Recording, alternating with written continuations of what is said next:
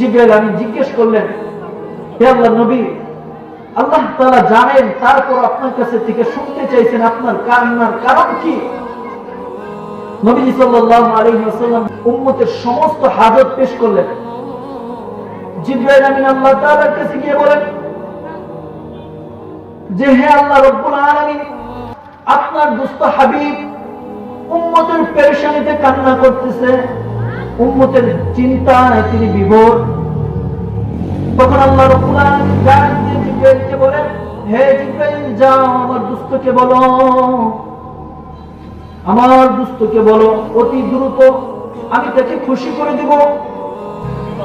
তো তার উম্মতের ব্যাপারে পেরেশানি ছিলেন আল্লাহ রাসূল।